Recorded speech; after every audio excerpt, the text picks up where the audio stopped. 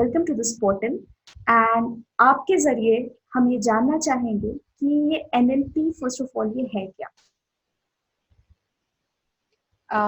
Well, thank you to invite me on this show. And Priyanka, it's really great talking to the parents and explaining them what this particular concept is. So basically, NLP is अगर उसका full form हम लोग देखें तो it is neuro linguistic programming. So हमारे brain में जो neurons है उनकी भाषा हमको समझनी है और वो भाषा के साथ में हमको डील करना है. So basically it's a psychological process जहाँ पे आप साइकोलॉजी के थ्रू आप बच्चों को ट्रेन कर रहे हो, समझा रहे हो and you are making them work in a proper manner. मार डांट बात करने से ज्यादा आपकी साइकोलॉजी के ऊपर आप बच्चों के वर्क करते हो. That is basically NLP. तो मैम इसमें क्या ऐसा होता है कि पेरेंट्स को थोड़ा सा साइकोलॉजी का जानकारी होनी ज़रूरी है या every other person can understand this? No, it's everybody. We all knowing unknowingly we know NLP, but then only thing is this is a fancy term for all of us कि हम लोग इसको NLP बोलते हैं. But as a parent we all know how to talk to the kids, how to behave in front of people, how to behave in a positive manner. ये हम सबको पता है. But the only problem is our framing of the sentences, our body language, our gestures, everything. ये सारी चीजों का बच्चों के दिमाग पे इम्पैक्ट हो रहा है.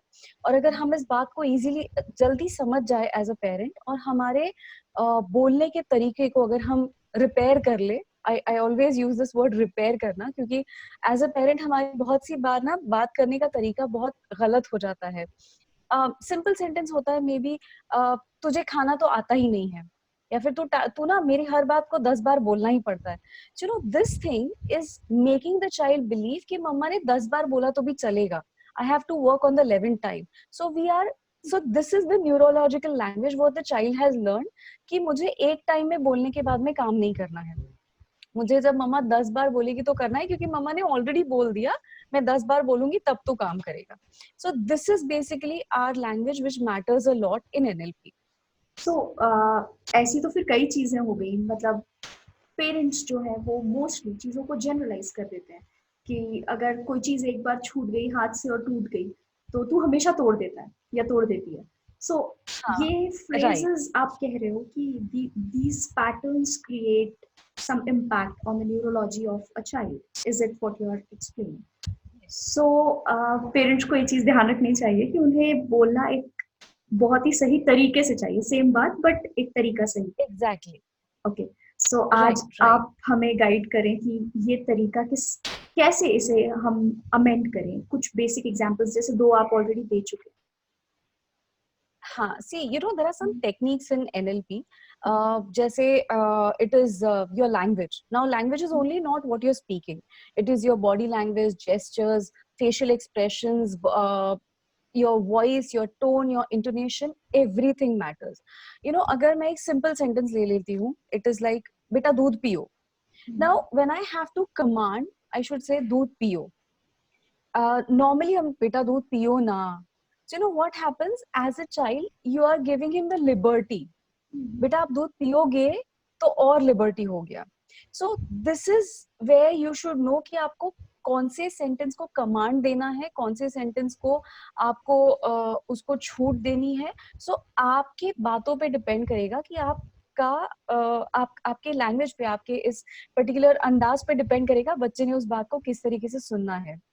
Then it is the context, of course, जो वहां पे जो सिचुएशन है उस सिचुएशन में आपने कैसे बिहेव किया. लाइक जैसे यू सेड अगर कुछ फूट गया तो हम लोग तुरंत रिएक्ट कर देते हैं कि तू ना हर बार फोड़ देता है. So instead of that, if in that context if the parent says बेटा ठीक है गलती हो गई, नेक्स्ट टाइम ना थोड़ा ध्यान रखो. क्योंकि वी ऑल नो जब हमसे भी कोई चीज टूटती है ना, हमारे भी दिल में एक गिल्ट होता है. But then just because he is a child, we have the right to scold him. Bombard So him. somewhere that guilt, exactly. So somewhere as a child, वो बेचारा खुद इतना सहमा हुआ है, उसके ऊपर आप उसको डांट रहे हो तो उसके दिमाग में ये बात आप फिट कर रहे हो कि ऐसा कुछ होने के बाद में मम्मा डांटेगी. So वो और डर से काम करेगा. So instead of that, if you would have said, "Beta, ठीक है, next time ना थोड़ा ध्यान रखना," so he would be little more careful in doing all these things, and he'll say, "No, I need to be careful." So वो एक stress level release हो जाएगा, and he'll be normal while doing that thing next time.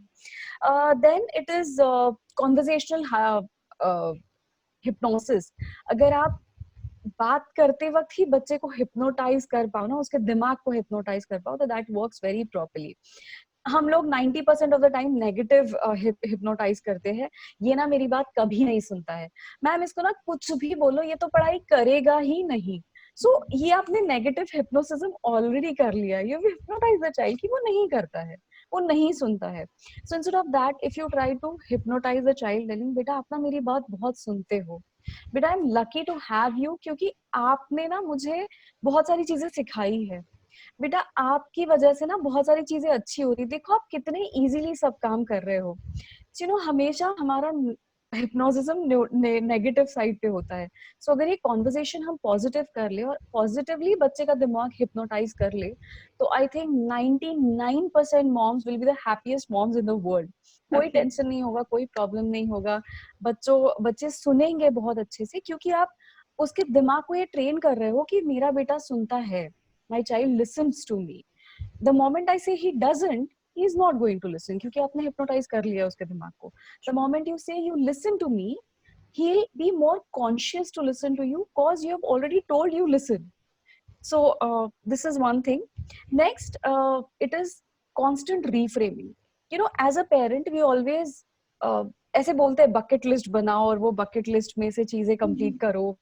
And as a parent, you know, for a child we have a big bucket list. तो मेरा बच्चा पढ़ाई भी करेगा, मार्क्स भी लाएगा, उसके बाद में वो अलग अलग कॉम्पिटिटिव एग्जाम्स में जाएगा, वहां पे फर्स्ट आएगा. तो we have a very big bucket list. Parents से अच्छे से बात करेगा, जो हमारे घर में लोग आएंगे उनसे अच्छे से बात करेगा. सो एक बड़ा ही क्या बोलते हैं, एक बहुत सुशील सुंदर ऐसा एक पिक्चर होता है हमारे सामने हमारे बच्चे का. एंड बट नेचुरली कभी ना कभी तो टूटता ही है. So we always feel, oh God मेरे साथ में ऐसा क्यों, मेरा बच्चा ऐसा क्यों बिहेव करता है. So, you know, this one term, constant reframing, is the most important term in NLP. So we in NLP believe कि कोई भी नेगेटिव बात में आपको एक पॉजिटिव चीज ढूंढनी है.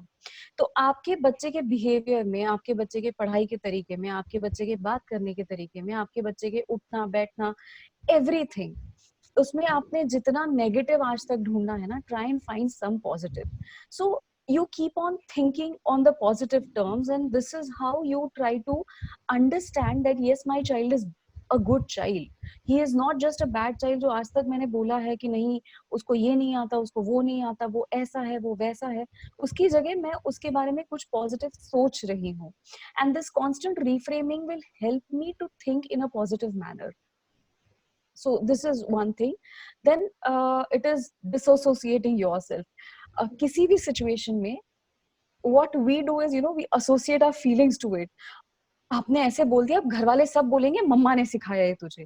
भाई क्यों, आपको क्यों ये बोलना है उसको. As a parent just dissociate yourself, try and understand उस बच्चे ने ऐसा क्यों सोचा होगा, come into his shoes, and then think and then say okay ठीक है, आपने ऐसे बिहेव किया, इट्स ओके, नेक्स्ट टाइम ना अगर ऐसे करो तो शायद अच्छा होगा. So you're trying to help him out in that particular situation. Rather, you're not forcing him to behave in a particular manner which is expected from you or your family or the people around. But then you're trying to make him easy in that particular situation कि बेटा ऐसे behave करके तो देखो, हो सकता है कुछ अच्छा हो जाए. So these are some points which I would suggest parents अगर इसका इस्तेमाल करें, कोशिश करें, तो शायद बच्चों को easily संभाल पाएंगे.